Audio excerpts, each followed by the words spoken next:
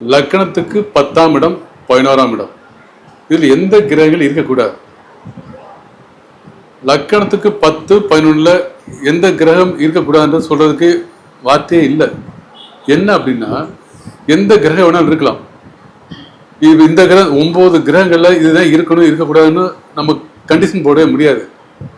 ஒரு மனிதன் பிறக்கும் போதே ஆணோ பெண்ணோ அவங்களுக்கு 10ஆம் இடம் 11ஆம் இடத்துல ஏதோ ஒரு கிரகம் இதுதான் ஆகும். பெரும்பாலும் எல்லாருக்கும் ஏதாவது ஒரு கிரகம் இருக்கும், இல்லாம இருக்க வாய்ப்பு இல்லை. அப்படி இல்லை என்றால் அதை விட்டுருவோம். இல்லாம இருக்க வாய்ப்பு இருக்கு. 10ஆம் இடமும் 11ஆம் இடமும் எந்த கிரகம் இல்லாமல் இருக்க வாய்ப்பு இருக்கு.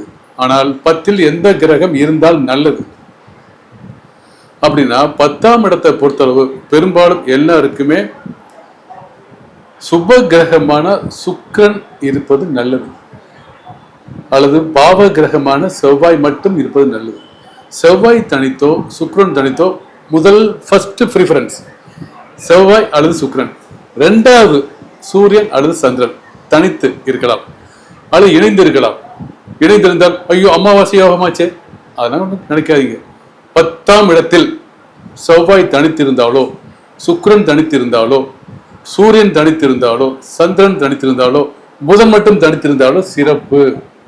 நிச்சயமாக என்ன இருக்கும் 10ஆம் இடம் 11ஆம் இடத்துல இந்த 4 கிரகங்களும் இணைந்திருந்தாலும் சரி, அதாவது ஒரே இடத்துல 2 கிரகங்களுக்கு மேல இணையாமல் 2 கிரகங்கள் மட்டும் சூரியன் சந்திரனோ சூரியன் சுக்கிரனோ சூரியன் செவ்வாயோ செவ்வாய் சுக்கிரனோ செவ்வாய் சந்திரனோ இந்த மாதிரி 2 கிரகம் மட்டும் 10ஆம் இடத்துல 11ஆம் இடத்துல இருந்தால் அந்த மனிதன் சிறப்பான வாழ்க்கையை வாழ்வான்.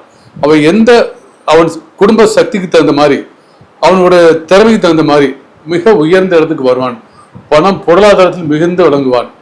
உதாரணத்துக்கு சூரியன் தனித்திருந்தால் சந்திரன் தனித்திருந்தால் அல்லது சூரியன் இருந்து சந்திரன் சாரத்தில் இருந்தாலோ சந்திரன் இருந்து சூரியன் சாரத்தில் இருந்தாலோ சூரியன் சந்திரன் ஒருவரை பார்த்து கொண்டாலோ பௌர்ணமி யோகத்தை கொடுத்தாலோ நிச்சயமாக அரசாங்க உத்தியோகத்திலோ அரசியலிலோ மிகப்பெரிய நபராக விளங்குவார்.